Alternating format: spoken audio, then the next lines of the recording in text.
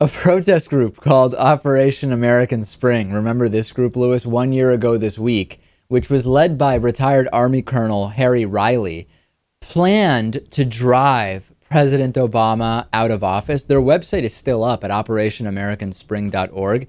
The organizers claimed to have 30 million followers, and a year ago, they were finally ready to march on Washington. They lowered their turnout estimate. They said, listen, we have 30 million followers, but we're only expecting 1 million people to show up. And that would be quite impressive, Lewis, if they were able to get 1 million people based on, based on their fear mongering around half-witted Benghazi conspiracies and anti-Obama propaganda. It turns out that maybe they had a couple hundred people that showed up. They did a demonstration on video, which included, I think, a dozen people.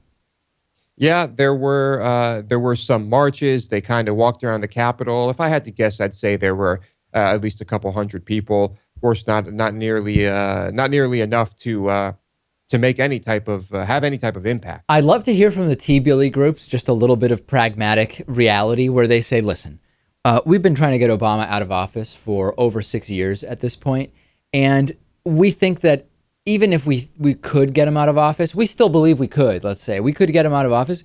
It's going to take more than the less than 2 years that he has left as president. So we're just going to sit back and wait at this point because he's going to be out before we do anything anyway. I think that is a good decision. I mean, after 6 years, they haven't managed to do anything. And so what's two more? Just wait and assume that the next president will be a Republican. Or at least someone that you believe is American, which for a lot of people would be a standard that President Obama has not met. This is the same thing I think about with Orly Tates, the queen of the birther movement. Every time she's on the show, I say to her, what's the end game? Because we interviewed her like after 2 years of Obama, after 4 years, and most recently after 6 years. And I say, what are you really trying to do now? I mean, he's going to be gone soon. And now I think the focus for some of the birthers is moving over into, well, doesn't matter when he's out, he should face criminal charges for being the president without being eligible to be president.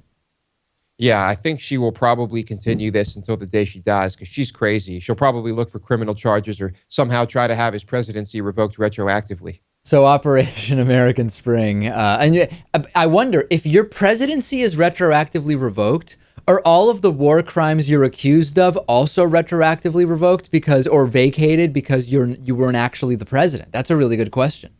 For that to happen, I think you just need to stop being president, as we've seen with Bush. Yeah, that's kind of a sad reality, actually. We've got a great program for you today. We have a great interview coming up and 3 very interesting audience questions that we'll tackle later on. And of course, the bonus show. I mean, who could go wrong with the bonus show? Sign up at davidpakman.com/membership.